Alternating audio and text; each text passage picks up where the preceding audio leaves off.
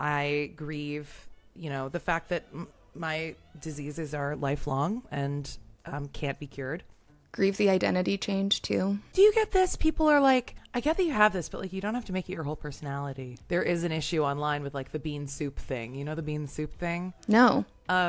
So this is like a phenomenon online. Not to sound optimistic, but yeah, please get that toxic positivity the Ew. fuck out of here.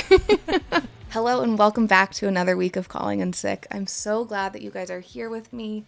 It has been the best 2 weeks. Reading your feedback, getting your DMs, seeing your comments, seeing you guys save and share the clips and content I'm putting out brings me so much happiness, joy, fulfillment, just to know that you guys are laughing and learning and don't feel so alone. And it's making me not feel so alone too. So thank you from the bottom of my heart. I truly love you guys so much. This last week on my socials, I put out a question. What do you guys like best about the podcast? What would you like more? What would you like to see? What would you like more of? And what do you not want to see anymore? And 2 things bubbled up to the top of things that people want. One was that you guys like the Alex catch-ups at the beginning. So I promise I will keep doing those. And 2 was that you guys wanted some of my hot picks of wellness tools or wellness hacks. So in this week's episode, I do have a guest who's going to make you chuckle and smile. And I'm also going to introduce a new segment called Alex's Wellness Picks. But first, without further ado, let's dive into my catch-up of what my current status is and how my health is doing. And I bet you can guess, mental health at an all-time low. LOL. At an all-time low. At an all-time low? I like that. It's at an all-time low. Last time we chatted, I was recovering from IVIG, and as you guys remember, if you watched last week's episode, I did not tolerate it very well, and it was really tough. The rest of last week was full of headaches, fatigue, being really spacey. I just felt like I never really woke up any of the days of last week. Just was kind of existing and functioning in life, but I wasn't really quote-unquote there. And then finally, I would say maybe this last Sunday, I finally started to feel a little bit better and had some relief from the fatigue and brain fog cloud I had been living in. That said, the vasculitis nodule pain in my right leg is still tremendously impacting my life and quite painful. I'm sure it would be impacting my left leg too, but I still can't feel all of that leg, most of it. So anyway, when I saw my rheumatologist this week on Monday, we went through everything. And before the appointment, I was a little anxious. I think most of us deal with some kind of appointment anxiety in one form or another. But I was pretty anxious because I'd been tapering prednisone and the pain from the vasculitis had been getting significantly worse. Not to mention that the prednisone taper was making me feel all kinds of psychotic for the last 2 weeks. Sorry to my friends and family. Thank you guys for dealing with and coping and loving me regardless during this time period. That happens every time I'm in a flare-up and have to be on and then be off prednisone. She's the real bitch in this relationship. Anyway, I digress. So I went to this appointment and walked out with a lot of action plans, which feels really good. We ran labs to see if my immune system had kicked back on, which would indicate that I need to have Rituxan sooner. We made a plan that I might be taking Rituxan every 4 months instead of every 6. We decided to hold prednisone at 20 milligrams. I've been tapering from either 60 milligrams or 40, I can't remember. And I've been on it since about April or May. So holding true, no more tapering. Continuing with IVIG, or continuing to try to get IVIG approved for outpatient.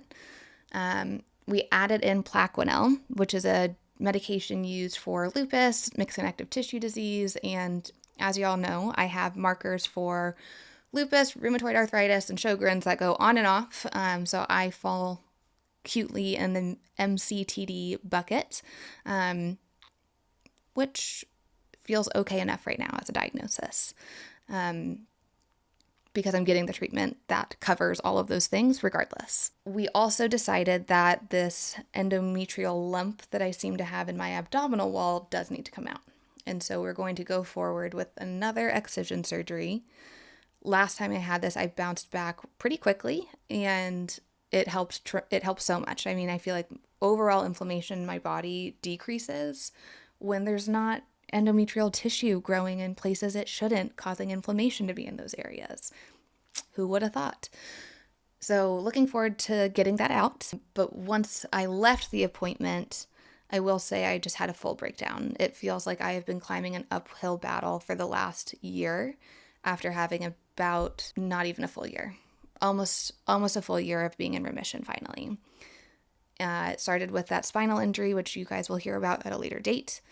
And it's just been it's been challenging physically, mentally, emotionally, on myself, and of course on my relationships. I am excited that I have the privilege and luxury of getting to move forward with treatments that I know will help me, but it is exhausting to continue to have to go to the whiteboard and try new things. And as y'all know, or maybe you don't, it typically takes 8 to 12 weeks to see if any medication works.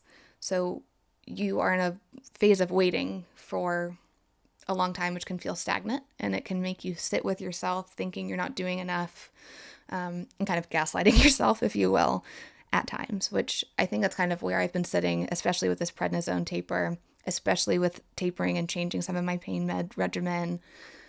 It's just been a lot of, I'd say like negative self-talk was probably the right thing to say. Yeah, I need to be a little bit nicer to myself, which is something I tell all of my chronic illness friends. I'm like, would you talk to me that way if I was telling you about those symptoms or how I felt? No. So why are you talking to yourself that way? It's one of the best pieces of advice I give, but I don't listen to it myself. So that is my goal for this week. I'm going to talk nicer to myself and give myself grace, because I know that I'm trying really hard, and I know that there's things that are out of my control right now, including my brain chemistry, and I have to be okay with that and just sit through and coast as much as I can. But I also am going to continue to practice my gratitude and thankfulness and call in positivity, because there is still good in this world, even though this medical stuff has been a lot. And that's kind of the updates. So charging onward. I would love for this week if you guys could share your favorite episode so far to one of your chronic illness friends.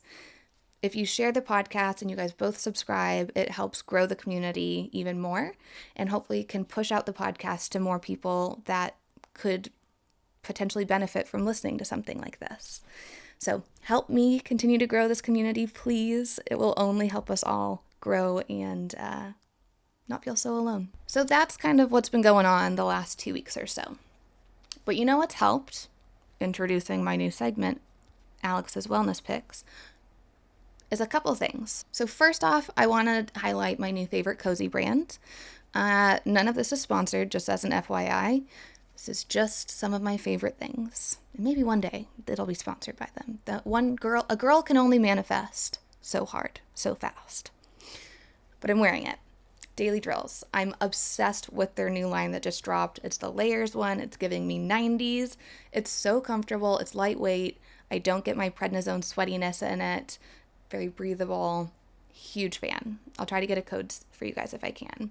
And of course, Recess. My favorite athleisure, classy attire, I would say.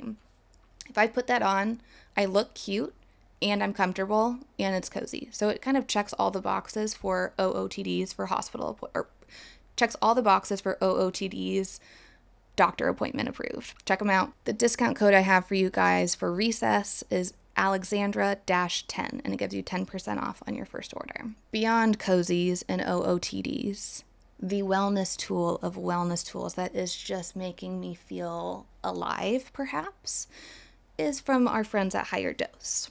They have an infrared sauna bag that is for at-home use, aka you feel like shit and you can't get yourself to a gym or a spa or a wellness studio, and you want to get the benefits of the infrared sauna. Look no further.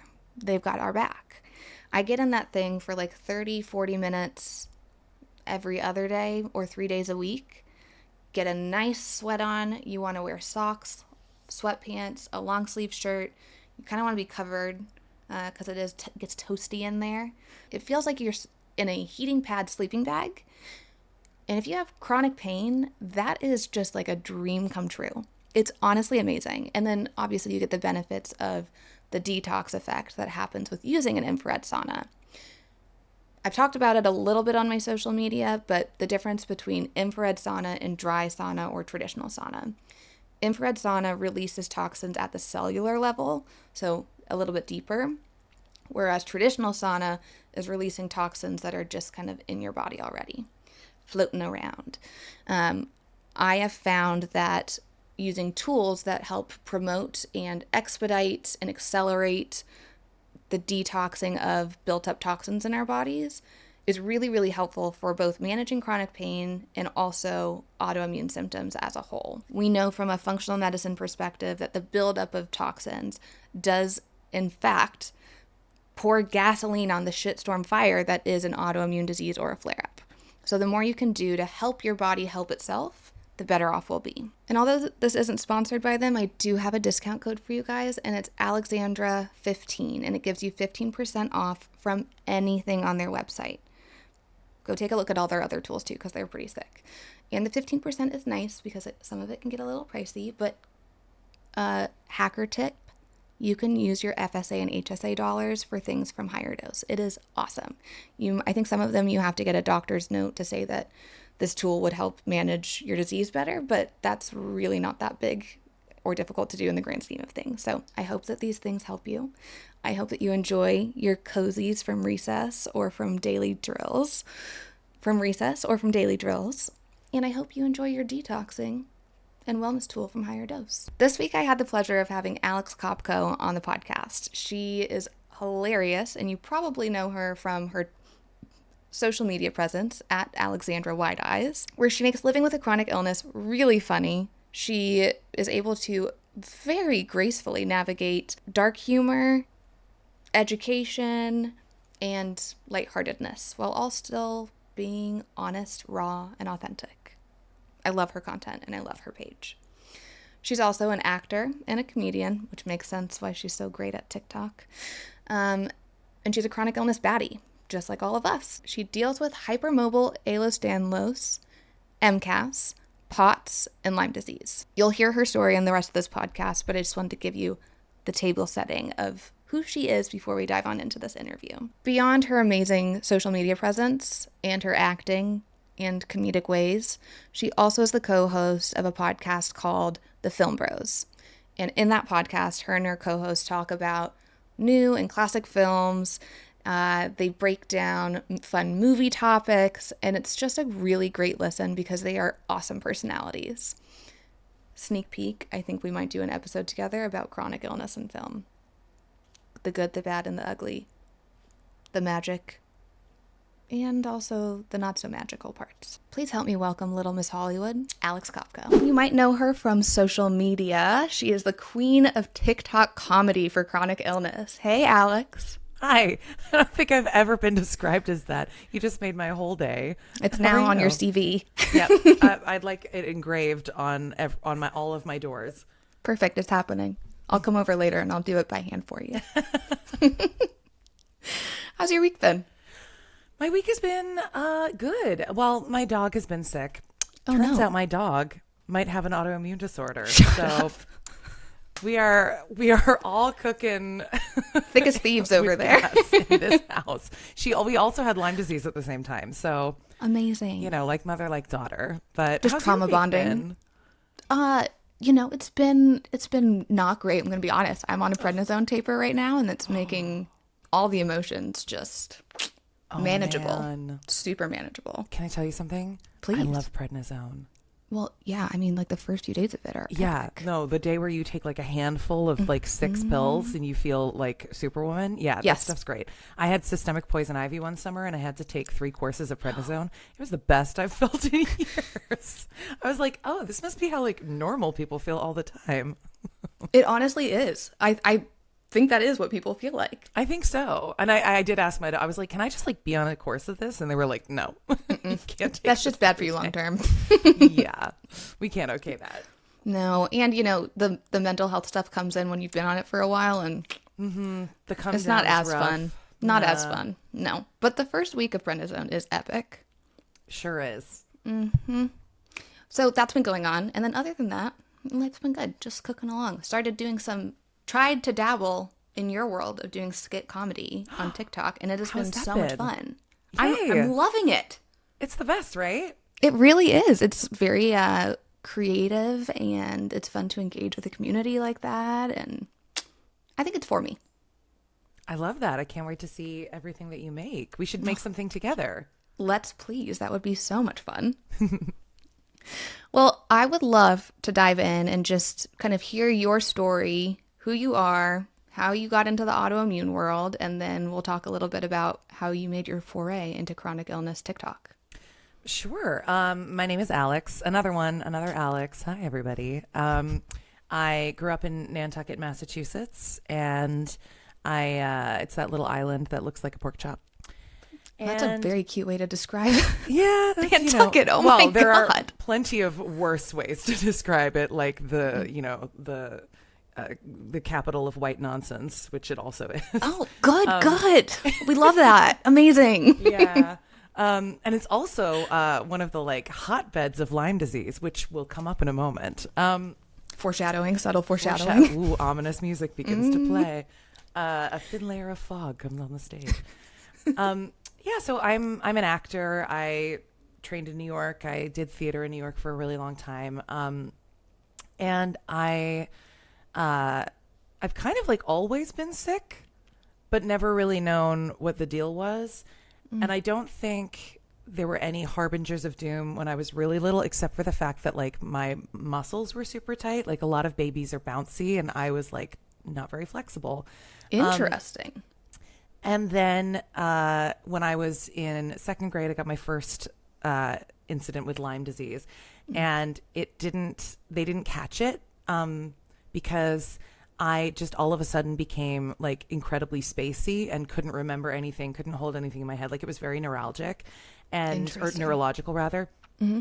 And I was in second grade, and I was being held in for recess every day because I was like not listening and not paying attention, not remembering things, losing things. So they just kind of thought I was a bad kid, but I was like, I had like a virus eating my brain. So casual. They finally figured it out after like 6 months of like ongoing, dealing with it. And what was the like pivot point where you and your family was like, we should maybe see a doctor about this? I think my mom was asking other parents because on Nantucket, it's really, really common. Everyone I know has had Lyme, at least been bitten by a tick, but a lot of people I know have had Lyme disease. And it's just one of those things that they like automatically check for there. But for some reason, because my symptoms were mainly neurological, it like didn't come up you as a didn't red have like flag. the like circle bite that I everyone didn't looks have for. a bite. They couldn't find a bite. So the Jesus, bullseye that's is terrifying. only in, I know, the bullseye is only in like 50% of bites, and you want a bullseye because that means you have Lyme, you can get on the treatment, bada boom, bada bing. Mm-hmm. When you don't get it, that's when you're like, oh God, I don't know what's wrong with me. So they gave me my course of treatment. I got better, but I still like kind of from that point on was not, I didn't have as much energy. I was spacier. I look back and I'm like, that definitely had an impact on how I function. And then I had mono and Epstein-Barr that went untreated for a year. They never treated me for that. Because by that point I was like kind of a sickly kid. Yeah. Like by and the you time just I got chalk to things middle up. school. Yeah. We were just used to me like missing a lot of school for being sick. I caught everything. I would get really bad fatigue crashes, and nothing felt that different when I had mono and Epstein-Barr. But so then I had that, and looking back, I think that it was like the 1-3 punch of those three things that is what triggered me to have POTS, probably what triggered me to have MCAS, which I would find out much later in life. So then I was sort of like known for being the person who's sick a lot, but nobody knew what the deal was. By the time I went into college, I was like, I'm pretty sure I have chronic Lyme disease because I'd also had it another time. And I got Lyme again when I was 11. The ticks, they find me. They love you. They're in love with you, actually. They want me so bad. It's Do you love nature, or are you? No, I hate nature. I love you. I love you. That's not true. I love nature, but it doesn't love me, so I stay inside. I'm right there with you, sister. I like looking at nature through a window. Nature's just not kind to the autoimmune and chronically ill. No, it makes me sneeze. It makes me wheeze. It bites me. Makes me itchy. Yeah. So Makes me tired. I like the concept of nature. The concept more than of I like it is the amazing. execution of it. Yeah. So then by the time I got to college, like things started getting worse. Then I had Lyme again. The third time? 20s. Yeah. Stop. Where did you go to school? Well, no, it was all in Nantucket. It was all when I was like back home for summer or something. So at this point, I've had Lyme 3 times that we know of. That's 3 gnarly. for sure times. There could have been more. There probably has been more, honestly. And my 20s is when my body really started breaking down. And I spent my entire 20s just flailing around, going from doctor to doctor, trying to figure out why I was decreasing in energy, decreasing in mobility, decreasing in, like, I had more brain fog. I had, I constantly hurt myself. I was hurting myself every single time I exercised. I was a musical theater performer. I did dance for 4 years in college. I stopped being able to dance because every time I did it, I hurt myself. And also my vocal cords were getting affected because I was a singer and my top notes were going. My lungs couldn't sustain me. My cords, they scoped me, but there was no damage, but I had laryngitis all the time. So nothing made sense. Did you start just like self-gaslighting? Oh, I felt so insane. Mm-hmm. But also like everybody around me kind of thought I was crazy, you know, yes. like it gets fueled by everyone even else. People who loved me and meant well were like, oh, it's always something with Alex, you know, like.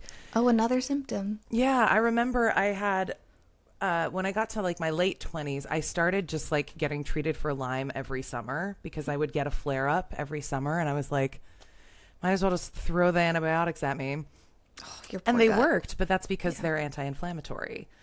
So they always made me feel better. But, you know. This episode of Calling in Sick is sponsored by Mala. Are you tired of going through a revolving door of doctor's visits that leave you feeling unheard and more confused than ever before? Well, let me tell you about a little something called Mala, and it's truly changing the game in healthcare. Y'all have heard my story. I blend all the different healing modalities, but in the beginning, I felt like I was going to doctor's appointments, getting prescriptions, and my health was being managed, but maybe not super well understood. But then I discovered functional health, like Mala. Their platform is absolutely a breath of fresh air. They take the time to really dig in, everything from your health history, your family's health history, your gut health, and your mental health, because all of those things deserve time and attention if you want to get down to the root cause of what's going on with your health. When I first started using functional health, I was finally able to make changes to my lifestyle and nutrition, and not just take a prescription and pray for the best. Because we all know that is how you mask symptoms, but maybe not get down to the root cause. And there's various places you can go to get functional health services. But the best part about Mala is how accessible it is. Functional health historically has been seen as something that's not accessible. It's incredibly expensive, or it can be, until you go to Mala. Mala is building the most accessible functional health platform in the world. You can actually access the platform for free, and you can book appointments with providers at any time, anywhere, for basically a third of the price for traditional functional medicine. It's chef's kiss. So if you're ready to take control of your health and truly understand what's going on in your body, now is the perfect time to join Mala. For a limited time, you can get 25% off of your first session if you use the code CallingInSick. With functional practitioners at your fingertips and personalized health protocols, Mala is here to help you thrive. So why are you waiting? Head on over to mala.co and get started unlocking a new way to approach your health today. And I remember one time I was doing a show and I was like popping my antibiotics and I was just grumpy about having to do it again. And this woman in the show was like, are you still on those? And I was like, oh no, this is another course. This is a fresh one. And she was like, you've been doing that for a really long time. And I was like, yeah, I know. And she said, do you want to get better? And I was so staggered. I was like, what did you just ask me? Did you just say no? I really enjoy this, actually. Yeah, no, I love this. This feels great. Well, it's just for attention, honestly. The implication that it's for attention is like, this attention is not nice. This attention is this horrible. attention is bad and people are mean about it. Yeah. So I took her aside the next day and I was like, hey man, you can't say that to sick people. Like, Did she take it? obviously. Yeah, she no, take she it was well? very sorry. Oh, that's good. Yeah. Okay. But like that was kind of the vibe, was like, oh, it must be all in my head. Right. And it didn't until I got to the point. It was like after COVID had hit. I hadn't had it yet, but after COVID had hit, I was back home. I was living with my partner, and things got so bad that I couldn't work anymore, that I was in tears every single day. I was in so much physical pain. My body hurt. I felt like I had the flu every day of my life. It's And debilitating. I couldn't exercise because I hurt myself. So I was like, I felt incredibly out of shape and weak. And I hated how that felt, of like, I don't feel like I can lift anything. I don't feel like I can walk for long distance. I didn't like that. And I was just in constant pain. And I had a breakdown in my car. And that was when my family and my partner were like, okay, we are going to help you get to the bottom of this. Enough is enough. It's been like 15 years. Like, Thank God. enough is enough. So I hate that it takes that point, but I think it does. Like, that's the through line between all the stories. yeah, the doctors didn't really start taking me seriously and pointing me in the right direction until I stopped being able to work. Yeah, that's and a I real think thing. that is very capitalist and like worth unpacking in our culture. The fact that like, oh, you've stopped being able to contribute in a way that we deem acceptable. Okay, then we'll help you. And how we value people. Yeah. As long How as you can productive they are. contribute, it doesn't matter how much you're suffering while you're doing it. But once you stop being able to, fine, we'll help. And we could that go down went a on whole tangent on that one, because then For you get real. fucked by the system, don't have any money, and are racking up debt. It's like, It's so expensive being sick. self-perpetuating. Then began my danger. journey of getting my diagnoses of what I have now, which took like a year and a half. Jesus. From Ehlers-Danlos first being mentioned to me to getting my diagnosis was about a year and a half of constant effort of going to different sure. specialists and getting different tests and stuff like that. And How many most of specialists- it was out of network, out of pocket. Of course. How many specialists do you think you had to see before you ultimately got the Ehlers-Danlos diagnosis? 40. Are you In my entire life of specialists trying to figure out what was Okay, wrong with yeah. me, 40. I'm not exaggerating. Multiple a year. That's so frustrating. How did you keep actually how did you insane. keep your head straight to be like, I I didn't. won't give up on myself? I didn't. That's why I do comedy now. Yeah, exactly. Anybody funny has a broken brain. No, I didn't. I felt so insane. But Yeah. the reality was I just didn't have a choice. I didn't have a choice. I No. had to keep trying to figure it out. I had to sacrifice my 20s Everything. to have what amounted to like a full-time job. It is of a full-time trying to job. manage my body and get answers. It's a double job. It's finding the answers and also still feeling like asshole. Oh, yeah. And feeling so horrible and having like everyone you talk to about it, sort of, even if they're supportive, you can still see in their eyes the sort of like, well, maybe this isn't really anything, you know? And then All the doctors little directly comments. telling you like, oh, all your tests, all your metabolic panel came back fine. So nothing is wrong with you. I love when the diagnostic testing also gaslights me. Oh yeah. So when I did finally get my diagnosis, I ended up going to the Center for Complex Conditions in Rhode Island. Okay. I saw Dr. Pradeep Chopra. He's like the premier doctor for connective tissue disorders. By that point, I'd already had a finally, I got a nice rheumatologist. Every rheumatologist I've ever met has been a huge asshole, except for this one who was an It breeds the asshole, type. but he helped me. He was Isn't like that still nice? really brusque and mean, but was like, yeah, you probably have Ehlers-Danlos. Has anyone ever mentioned that to you? And I was like, I said, no, I can't have Ehlers-Danlos. I'm not flexible. Girl. I'm not flexible, but watch what my joints do. Yeah, no, this is an audio format, but my elbows just become completely unhinged. But I couldn't do the splits, so I was like, I'm not bendy. Well, you And were then- living also in like the dancing musical theater world where bendy meant something totally different than like the Yeah. standard bend. I was like, if I have Ehlers-Danlos, I should have been the best in my class, and I was not, girl. The I queen was of not high kicking my kicks. face ever. And that's because my joints are loose, but my muscles are really tight. I'm right there with you, sister. Yep. So then I got my diagnosis, finally, 4-hour appointment. I did genetic tests. So the math equation of getting my diagnosis, because people ask me a lot, is I had a rheumatologist mention it, and then in the same month, I had a gastroenterologist mention it. And that led me to call the Mass General, the genetics department. The rheumatologist told me to call them, make an appointment. I did. I got genetic counseling, and then I got genetic testing. And by that point, everybody was taking me very seriously because the genetic counselor did a 2-hour appointment where she went through every single inch of my body and went, oh, this is weird. See that? Oh, this moves weird. Do you see that? So by that point, I started having tactile evidence to point to.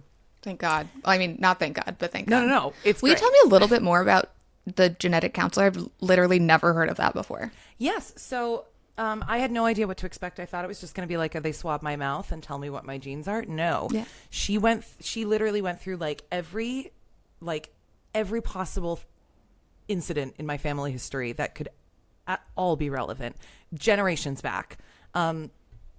She had me go through, and this is why it's really helpful to have a portfolio when you're sick, timeline of symptoms, timeline of appointments. I have Word documents that's just every single piece of information that's ever been given to me, everything I've ever felt. Give me that Gantt chart. Yep. So she went through all of that with me at That's length, amazing. and then went through the top of my head to my toes and moved my joints, pinched my skin, watched for flushing, watched for elasticity, things like that. Asked me to walk and move, watched how I articulated my body, and she just knows what to look for because when it comes to genetic conditions like Ehlers-Danlos, or more seriously, vascular Ehlers-Danlos, Loeys-Dietz, Marfan's, she just knows what to look for. So she did that, and then I did the swab, and then I had a meeting with 2 different geneticists who went through my panel, and luckily I was all cleared for all the big scaries. Good. But they were like, well, actually, when that happened, I was like, God damn it. Now they're going to tell me they don't know what's wrong with me, and I'm going to have to start at square one. And by this point, I was so, can I cuss? Yeah, of course. I was so fucking tired. I was so tired. And luckily, they immediately were like, that does not mean that you don't have hypermobile Ehlers-Danlos. We're 5 years away from having a gene for that. It's a clinical diagnosis. Looking at your appointment, you probably have it. We're going to recommend you to Dr. Pradeep Chopra. And that's where I had the 4-hour most in-depth appointment of my life, where I got diagnosed with Ehlers-Danlos, hypermobile Ehlers-Danlos, MCAS, and POTS, also known as the terrible trifecta. That is a terrible trifecta. Yeah, no, it blows because it's a relief to know that all the weird problems in my body are actually just one thing. Yeah, it all makes sense. But that one thing is every inch of your body. Connective tissue is in all the stuff. So it's literally everything. I have mixed connective tissue disease, and it just it's it all. It's all of it. The whole thing doesn't function super great. But I was just so desperately relieved to have an answer. And he was the one who was because I burst into tears in the appointment, obviously. Of course. And I was like, I need you to tell me if there's any chance I could be lying about this. I could be making it up. I could be manifesting this. And he was like, I just put my thumb inside your shoulder socket. You can't do that with your brain.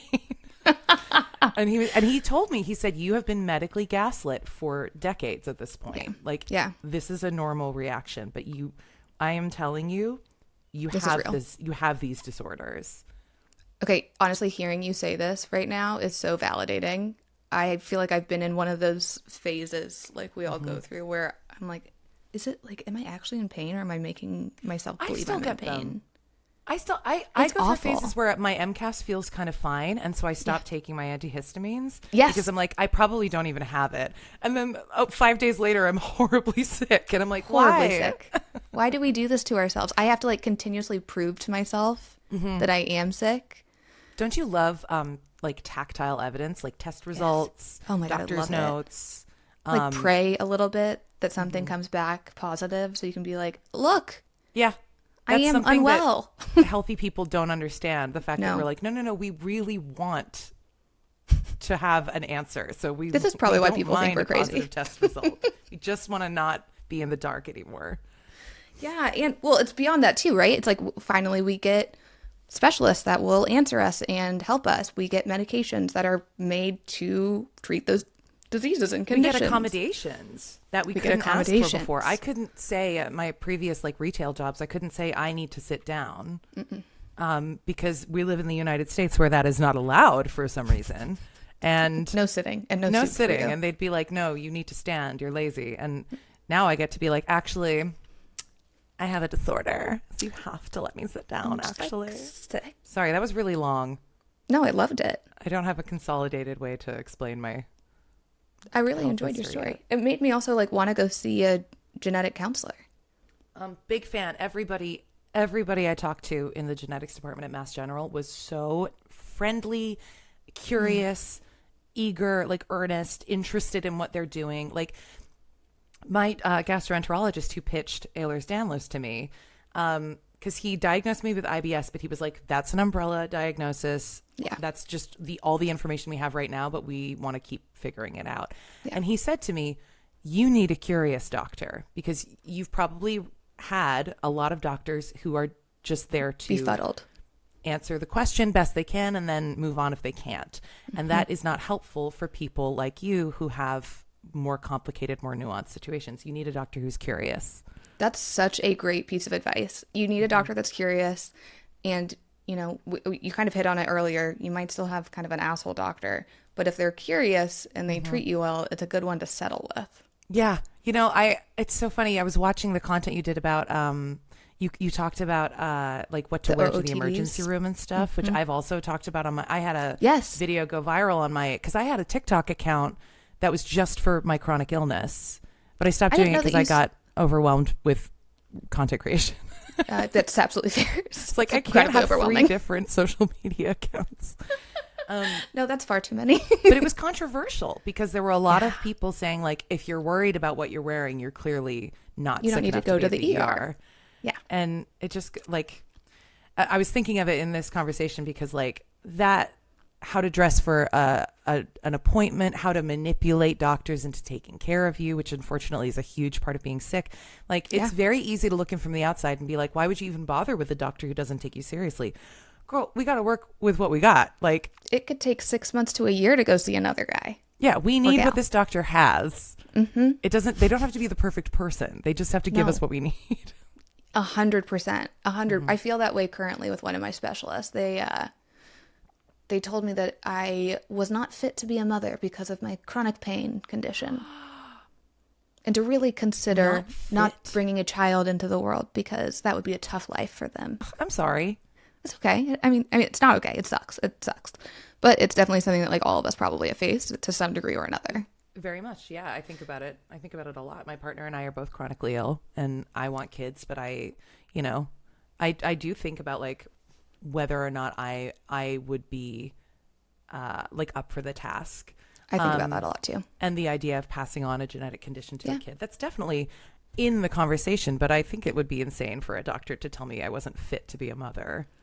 Yeah, I'm like, I definitely am paying you for medical advice, but that feels like not medical advice.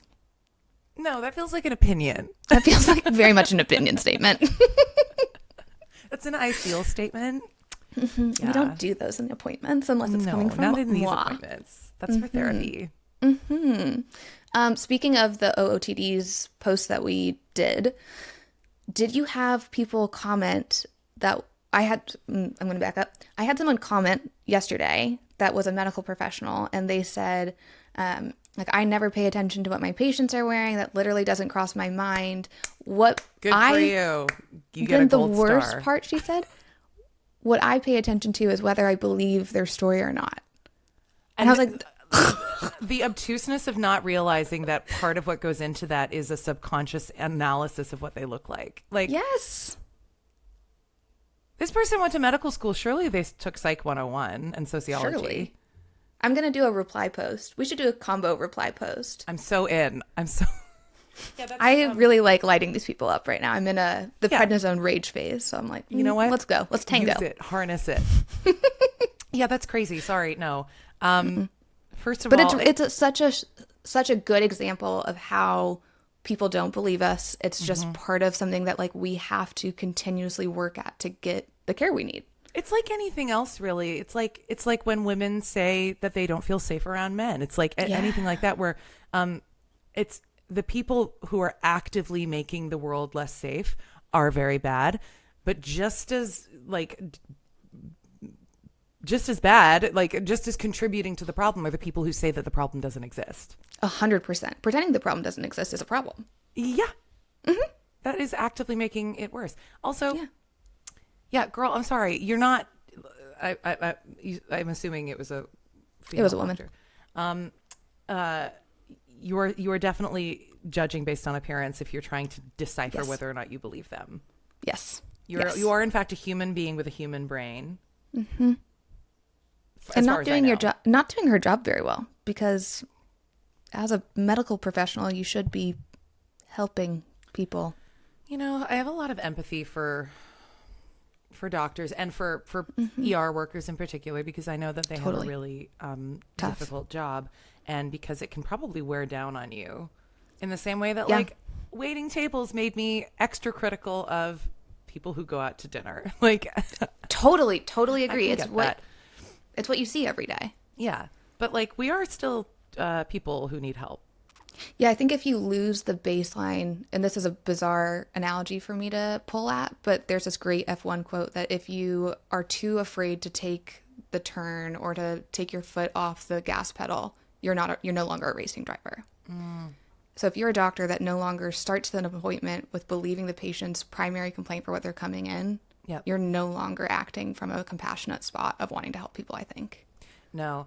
My friend's partner is a doctor, and they told me that doctors have to go through like re-empathy training after a lot of med school, because they become so desensitized. They have to do what they're doing. Totally. They become so desensitized with all this intensive training that at the very end of their schooling, they have to go through like another course that's like, and don't forget, they're people. Let's bring our empathy back in now that we put it to one side. It's a hard job. Like I do recognize that, but it's a lot. Also, I mean, a lot of work. It's long hours. Like the whole like writing people off as pain med seeking, as drug seeking, really grinds my gears too. Because one, addicts are also people, and withdrawal is a medical emergency. Yes. And two, controversial opinion maybe, pain can be an emergency. Also agreed. There can be no traumatic wound, but if I'm in a level 10 pain because of my chronic condition, you deserve care. I believe that counts as an emergency. It does. I should be that should be treated the same way that like any other injury or emergency is treated. Like that should be taken seriously, and pain relief is a treatment plan for that. Like I've gone to the ER. I hate going now. Do you hate going to the ER? I fucking hate going. I dread it. I put it off. It turns out I had this like mold problem. Oh girl. It was a whole thing, and I have MCAS, so I extra can't be around mold. I got so sick I couldn't work for 2 weeks. I was bedridden. Turns out I was in anaphylaxis. My throat wasn't closing, but I was in every other phase of anaphylaxis. I thought I was dying. I'm sure. I mean, you were.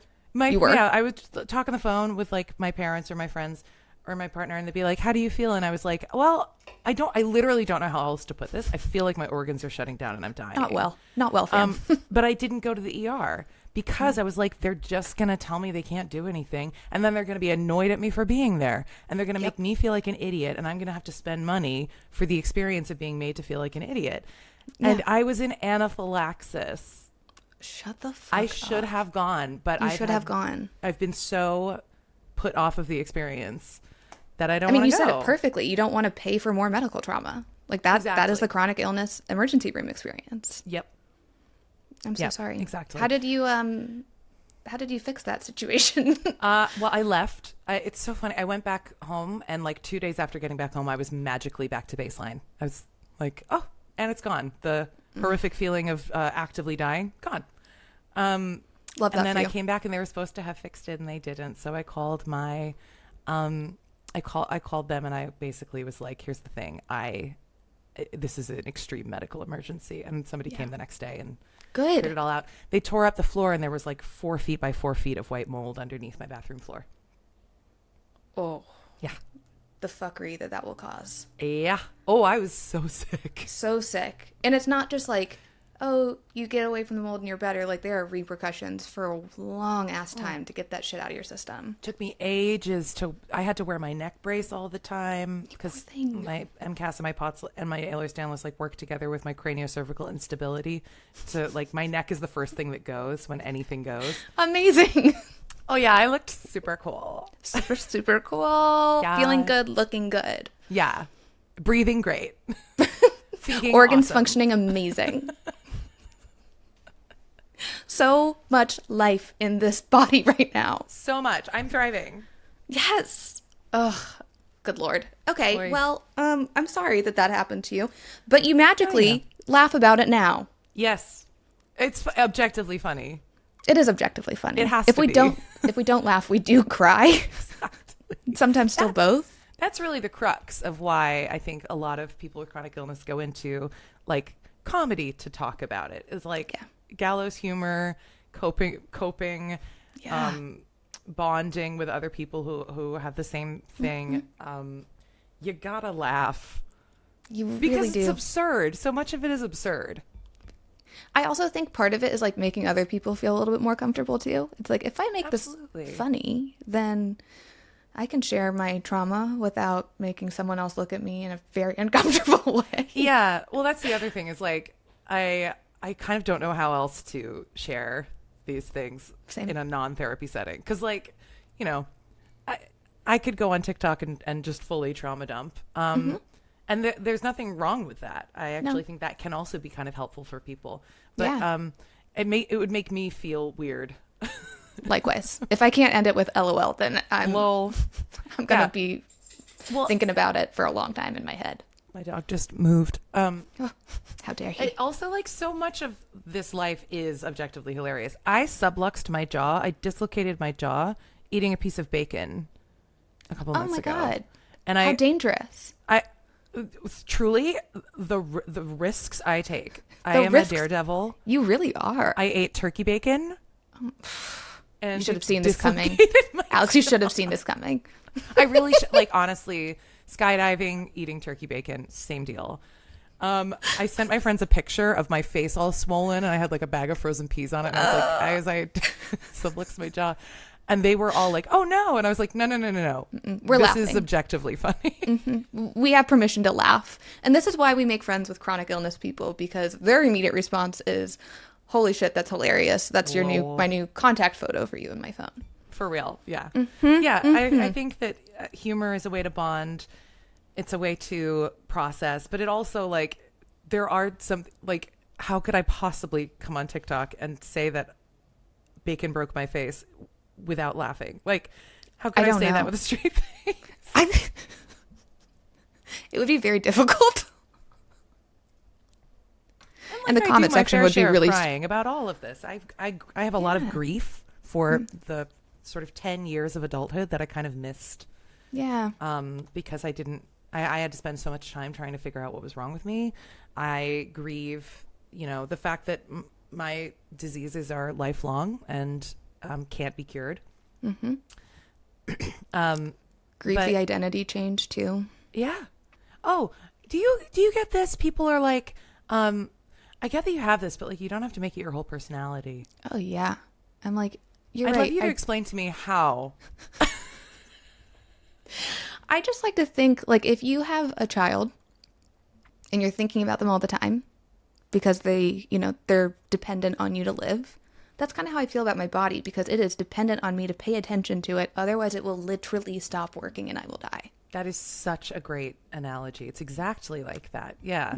We don't begrudge parents for constantly thinking and talking about their children's safety and well-being and their responsibility to take care of that child and work their life around that child. Unfortunately, our bodies are toddlers. Toddlers, and they make me also have emotions like a toddler. For real. Like, I just made a TikTok about it. If I get less than 7 hours of sleep, I am a Cranky bee? 4-year-old who has missed their nap. I am in tears. Nothing makes sense. No, it's a bad time for everybody. Yeah. Do you get into those like deep holes of anxiety too? But then afterwards you're like, okay, that was also objectively funny. Yes. Yes. So I well, had yeah. a mole on my butt cheek a couple of weeks ago. Fun. And so I have one of those cute. too.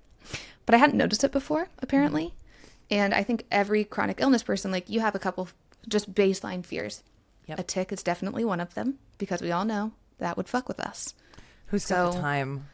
I'm sitting there looking in the mirror and I'm like, I definitely, this is a tick for sure. Like, this is why I've been in such a bad flare up this year. Like, this is it. I found the golden key. Mm-hmm. Had my husband take a look at it. He's like, Alex, I don't think that's a tick. I'm like, no. It definitely is. He left. I then sent him more pictures of this mole tick. Itched it off. It was a scab. Oh. And at that point I was like, you know what? This is either a cry or a laugh moment. And I just had to laugh. But also, that's not irrational. Not irrational. For us to feel that way, because I sort of relate and don't relate with a lot of health anxiety content, because I have a lot of health anxiety, but 75% of the time I have been correct.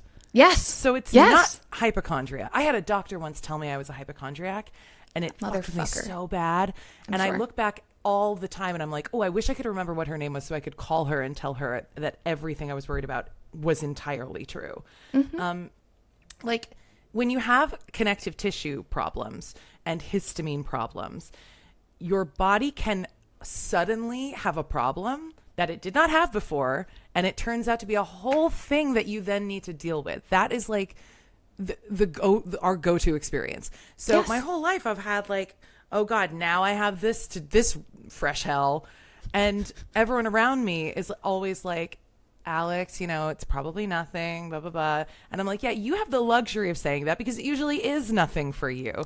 For me, it usually is something that I then need to spend my time dealing with. Like, it's not even fear of being sicker. It's fear of the time and energy I am then. It's fear of my life now having to be dominated by this new thing.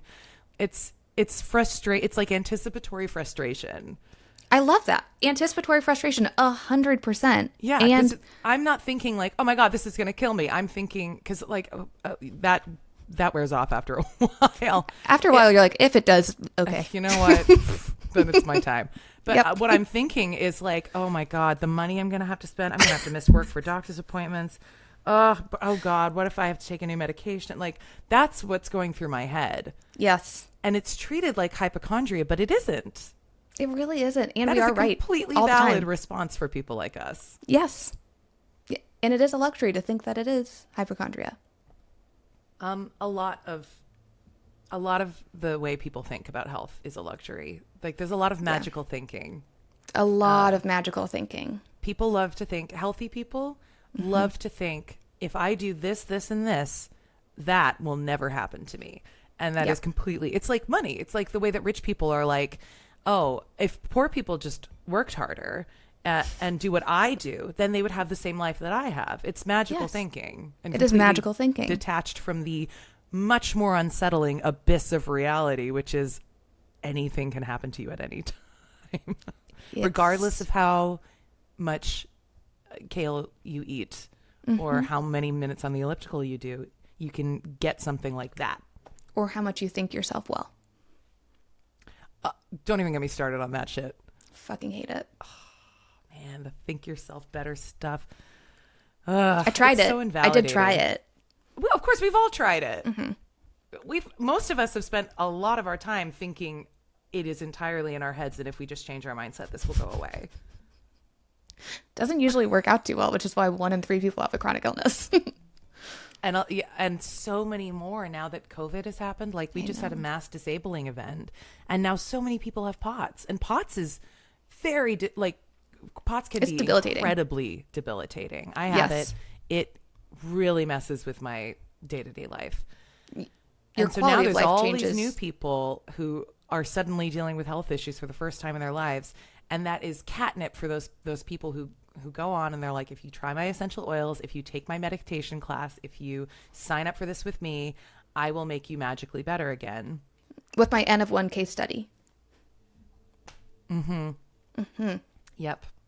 Yeah, love or it. like it's just your nervous system that's dysregulated. Yeah. You're just You just anxious. need to do some somatic breathing, and you're going to be If you just heal fine. your trauma, you will suddenly have enough blood in your body because right now you don't. But if you heal your trauma, your blood will reappear. I was like, how does one actively heal trauma of consistently getting gaslit by myself, people in my circle, and my doctors? I don't know. And look, If it's great to heal your trauma. It Do it, is. but it We will should not do it. magically fix. It will. My joints will not magically stop falling out They because won't. my trauma is healed. I'm going to be honest with you, it's a hard pill to swallow, but it's just not. It's a really hard pill to swallow for people. It's very scary because it makes them grapple with their own mortality. It makes them. Yeah. It's too scary to think I could wake up tomorrow and develop a disease. Do you think that's too what it scary for is? people.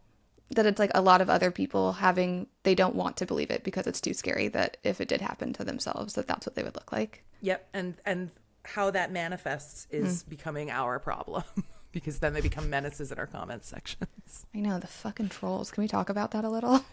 Oh my God. Did you see? I just posted. I had a whole back and forth with this guy on Threads who was a bodybuilder. And he said that my partner and I were lying about being chronically ill because there's no way that we could be dating if I was celiac and he had Crohn's. Yeah, you can't. Those Because he said if you actually had celiac, you would know that one drop of white flour would kill you. And I was like, well, that's not true.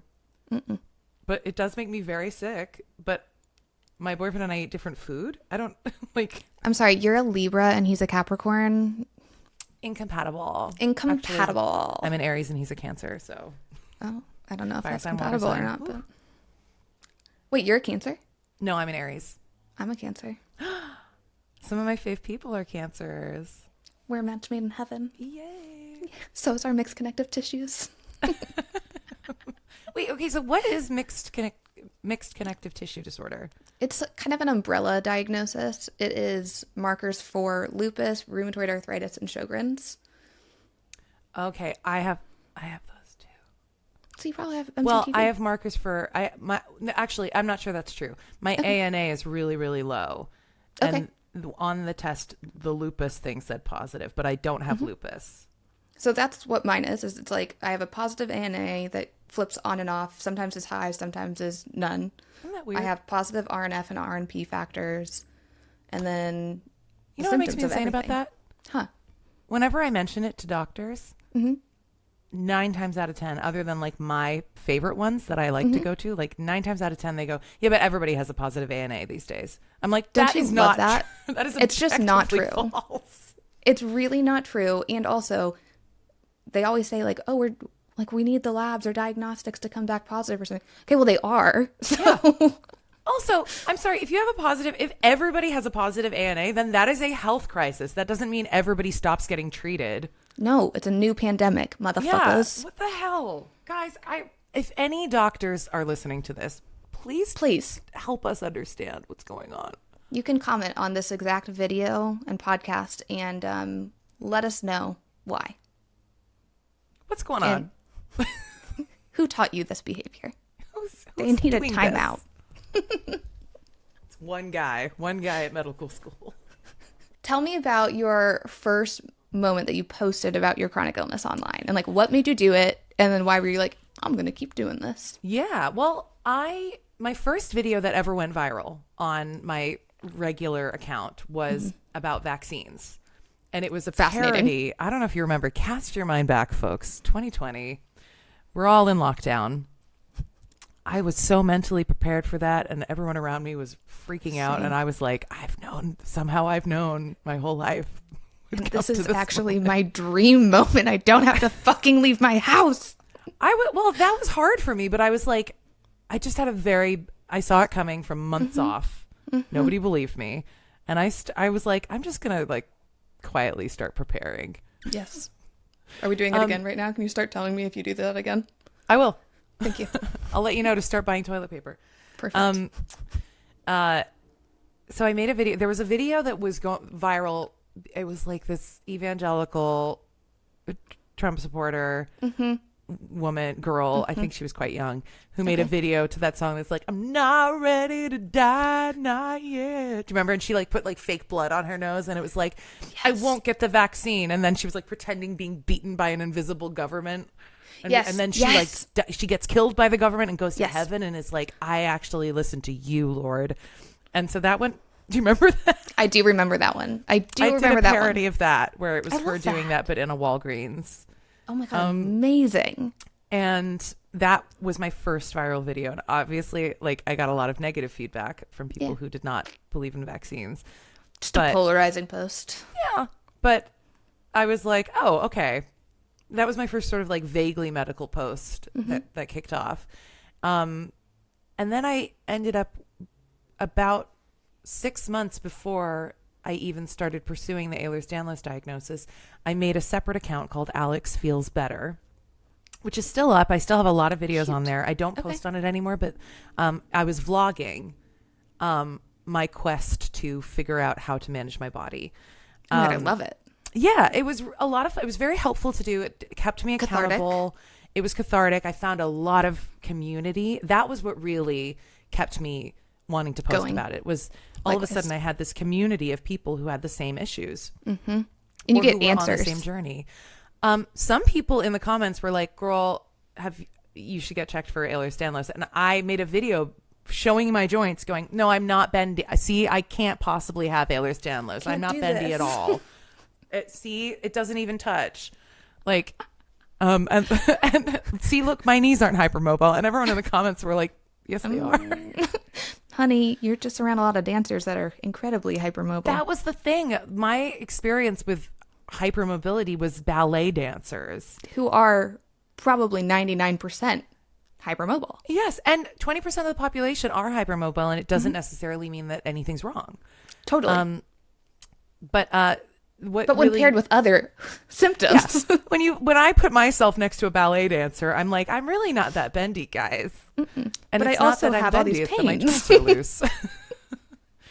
So it was the community that kept me posting, and I wasn't doing comedy on that. I really was just sort of earnest vlogging and the occasional like talking straight to camera video. It was much more like a video diary. And then on my other account, I made a video. I do remember the first chronic illness video I made on that account that went viral, and it was about going to different doctors and having them all say like opposing things and just being like, well, where do I go then? And that popped off, and I realized how frustrated we all are. That was very validating for me to be like, oh, this is it's not me. It's not that they're looking at me and deciding I'm a liar. It's that this is a widespread problem. It's a population that they're looking at and thinking we are all somehow in it together and lying. Yeah. And a lot of people with autoimmune disorders and POTS are women. And we already face an uphill battle being taken seriously by doctors. And that's women all over. Not even getting into the specifics of how Black women are treated in the medical community and Hispanic women and non-native indigenous women, non-white women in general. Yeah. The statistics on healthcare on that is abysmal, horrifying. Yeah. But yeah, it was the community and the validation that I really liked, which kept me posting. And I was like, oh, these videos do quite well. Like, and I at the time I was like, I am becoming more and more disabled. I cannot wait tables anymore. No. The only day job I can still do that I used to do is nannying. And even that, like, I can't really pick up the kids anymore. I'm getting better at it now that I'm doing PT. But I was like, also I need to high find spoon activity. Very high spoon activity. So also not super sustainable, TBH. No, that's why I only do it part-time now. And I am constantly grasping around for at-home jobs to do because, but that's the position I was in where I was like, okay, my TikTok is getting bigger. This could be a stream of income. Like I can do SpawnCon. I can do, and doing SpawnCon in the chronic illness world is something that interests me because I don't ever really want to endorse a product that I don't What like. is SpawnCon? Sponsored content. So when a brand Can you contacts tell you and I'm is like, a newbie at this? yeah, well, yeah, but this is the beginning of an illustrious journey. I have no doubt you'll be doing SpawnCon in no time. But that's when like a brand reaches out to you and is like I do SpawnCon for a brand called O2 Hydration, and I don't even mind giving them a free plug. I'm a huge fan. Yes. As a Pots girly, I'm a electrolyte glugger, and they send me a box, and all I have to do is mention them on social media like once. I love that. Okay, I do SpawnCon then. Okay, yes. I do it with Pure Encapsulation. Free shout out for them too. Is it fucking good? love I haven't that tried place. Pure. Dude, they do the most testing on their products. Love it. Yeah, because Yeah. liquid IV makes me sick because I'm celiac. Well, also, it just has a shit ton of sugar in it. Well, that too. Yeah. Yeah. Have you O2 looked at- Hydration's pretty clean. It is. That one and Buoy, I like both of those a lot, actually. Yeah. I'm drinking Noon right now. Because I had to buy it on a trip, and it's fine. It's fine. Okay. Works in a pinch. I'm just We got to like, have our devoted. options. Yeah. But so I was SpawnCon. like, yeah, SpawnCon. I was like, okay, I'm becoming more and more disabled. I'm an actor, which means that I am unemployed a lot. I need a stream of income. Maybe if I invest in my TikTok, that will be a job that I can do from home. It's a creative outlet. I have all the resources I need to do it on my own time, which is really important when you're a sick person. It's like Totally. being able to manage your own time, because there are hours when I am in a huge flare and then I get like a 30-minute window where I'm doing great and I'm like, haha, I can get everything done. Wait, that comment right there, huge. I hated working in corporate America because we would have team meetings that were at the top of the morning, and I'm like, I'm not fucking awake until 11 a.m. My brain fog lifts for maybe an hour or two then on a good day, and that's when I get my shit done. Right. Yeah. Knowing your body and managing your own time is so crucial for sick people. And like, it's something I can manage for acting when I'm employed for an acting gig. I'd just like to say for any casting directors listening out there, if you're like, oh, she's incapable, we won't cast her. No, I can do it. It just The girl means can do that I have anything. to devote my life to managing my body around that thing. You just shift your priorities. Like, okay, you're not doing all the holistic wellness things that maybe you usually do that keep you at this high. Yeah. But we can push through for a while.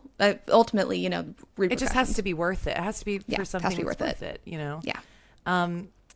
But so I was like, all right, well, I'm going to keep posting about chronic illness. I'm going to keep making jokes about it. 1, because it makes me feel better. 2, because the community is vibrant and makes me feel so much less alone. And we 3, love your because- content. Well, thank you very much. I love your content. And 3, because like I am actively trying to find a way to make enough money to pay my rent and medical bills from home, doing something that I know how to do. Yeah. That doesn't tax on me too heavily in a physical way. And that is one of them. So I'm actively investing in my TikTok to try and make content creation like my part-time job, so that I can nanny a little, I can do that a little, and it's enough for me to sustain my rent, my insurance, my medical bills, my dog, my food, all of that stuff. Just like the essentials for life. Yeah. We're not asking for the frills. We're just really asking for the Well, the and foundation. also like, I don't know, do you have to eat like a specific medical diet? Oh yeah, and I have to get IVs. It's so much more expensive. And then all the supplements on top of that. Oh my God, I have to buy more Vitassium. I love Vitassium too. For POTS people, Huge. Vitassium kicks butt, but I have to buy more and it's expensive. It's so expensive. When I was doing like a mold detox at one point, I think I was spending like $700 a month on supplements. Seriously. And Yeah. it's like it's a weird loop, because we have to spend that money in order to be well enough to work. But then we end up spending all the money we make at work on being well enough to work. So we don't actually get to like save or go on vacation or go on vacation or put our money towards things that we actually would like to be doing, because it all goes into maintaining our body to be well enough to do the thing that makes us the money. Yeah, it's a nice little vicious cycle right there. It is. But I think, But lol. not lol. And it's hilarious. That's so funny. Yeah. And also, like, I do think that we're such a great community. Like, the chronic illness community, the Spoonie community is so wonderful and supportive of each other and constantly sharing resources and stuff like that. There have to be ways to work smarter, not harder. And I think that Yes. with the help of each, I mean, we're a big community. With the help of each other, I think these are things we can figure out together. I think so too. Not I to would sound optimistic, but yeah, please get that toxic positivity the Ew. fuck out of here. But I think you're right. Like, I do think that there is going to be a world where, like, I don't know, we all figure out what our little creative hack is and then figure out how to help each other monetize it. And then there it is. Whoop, there it is. well, and like, not to get all political, but there's enough of us that I see us mobilizing and demanding better labor laws and deconstructing. We should unionize. We should do the Spoonie Union. The Spoonion. Like, it is, our system is not set up to be sustainable, even for healthy people in this economy. Yeah, if it's you true. cannot support yourself and your family working 40 hours a week, then the system is not sustainable. The system is broken. Yeah. And factor in sick people into that, of which there are loads more now that we've just had COVID. Mm-hmm. There are a lot more of us who now need those resources. Something's got to give eventually. Like, It will break fully. it will break. And I hope that results in, I hope that our sort of manpower and organization results in a much more accessible healthcare system that is much less driven by private profit, and is much more public, and a government that prioritizes, that understands that the health and wellness of its people directly contributes to the economy and how well things run. So, I think we should all just be taking care of each other. Just a small ask. Just take care of each other. Please. Please. Just one more cup of soup, please. Please, sir, I want some more. I like that we both just went into the exact same accent for that. That was really nice. It was a real Oliver Twist moment. Mm-hmm. The rebuilding of America. Oliver Twist. Accessible healthcare, gruel. It's the same deal. It really is, truly. Tastes disgusting. Keeps you sustained. I had oatmeal for breakfast, so this is especially apropos. I love that for you. Also love the word apropos. Thank you for using it. Oh. Okay, last kind of question I have for you, or last topic that I want to dive in together, Yeah. because we're getting close to the top of the hour, is comedy to spread awareness and comedy as a tool for processing grief, identity, XYZ. Like, one of the things I love that both of you and I do is plugging into the Chronic Illness Hype House on TikTok. Like, great hashtag. Want to keep building that thing up. And just memeing our lives. I love, which is great, lols. But I love how all of the videos that you post, like, they do have an educational content perspective to them too. And it's helping raise awareness of the life that we live. Of course, in parody, but something that's digestible for the general public to consume. Yeah, well, yours do too. I mean, yours thank you. Are very educational. I try. I do try. Sometimes they're not as educational and they're just little silly, stupid things. But Gotta do what you gotta do. Gotta dance for the man sometimes. Yeah. Yeah. So do you think there's like a line though in the sand of like, when are there topics within chronic illness that we cannot joke about, and are there topics that people joke about and it's having negative repercussions to how we're perceived?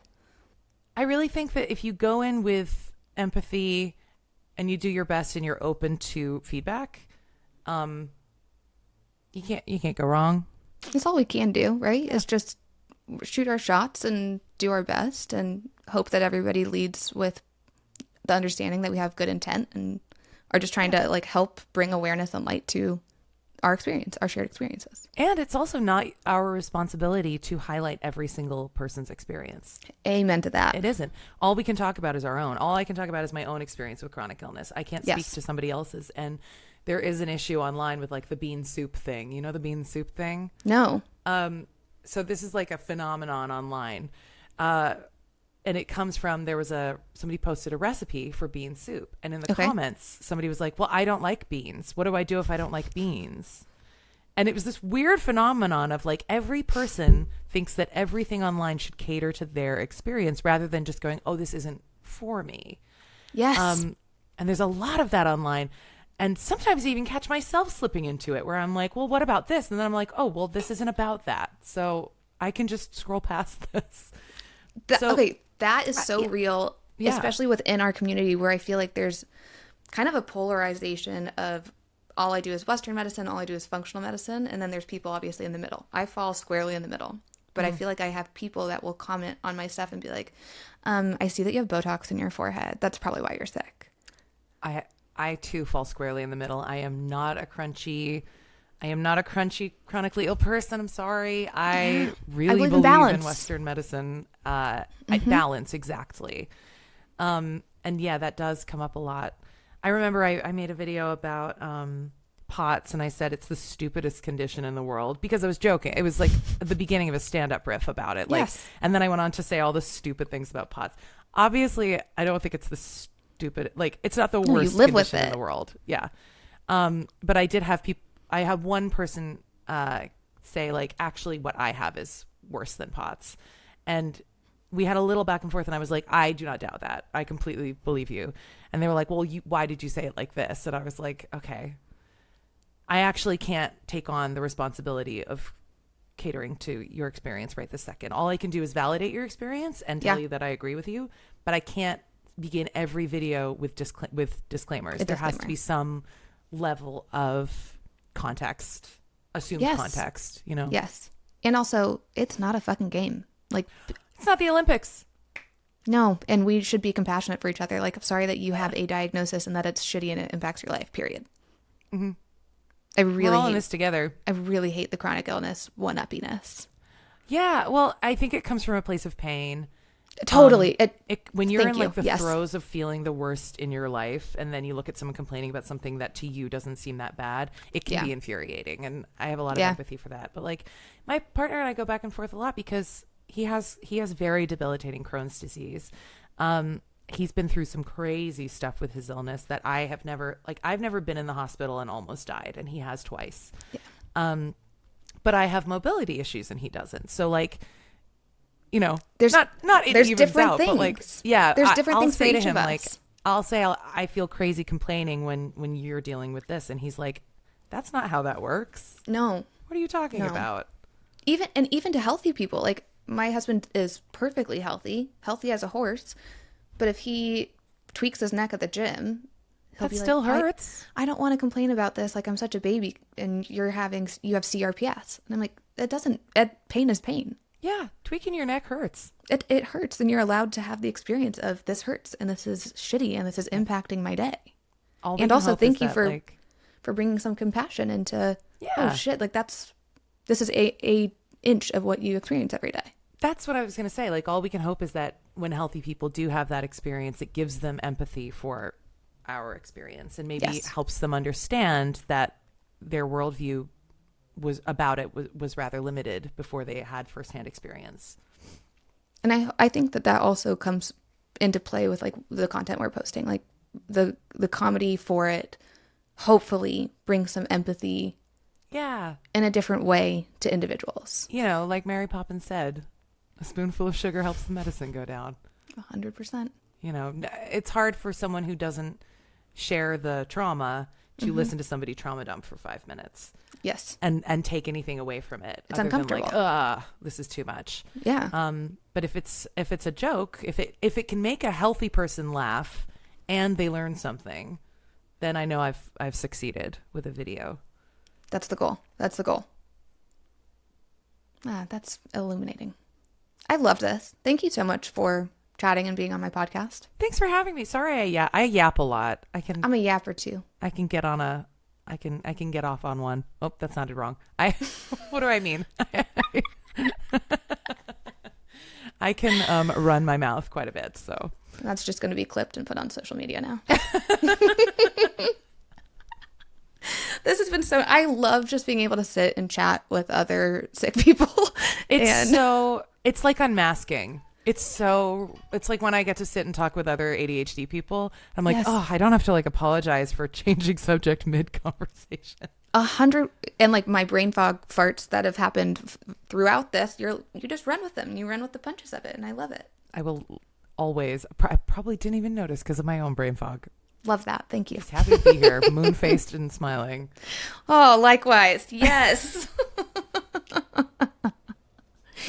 But thank you, seriously. Like the way that you articulate living with chronic illness, finding humor, finding silver linings, throwing out the toxic positivity, throwing out the trolls, like it is refreshing to be around.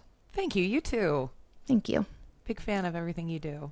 Likewise. And I'm really excited to make some content together. Yeah, let's do it. And Okay.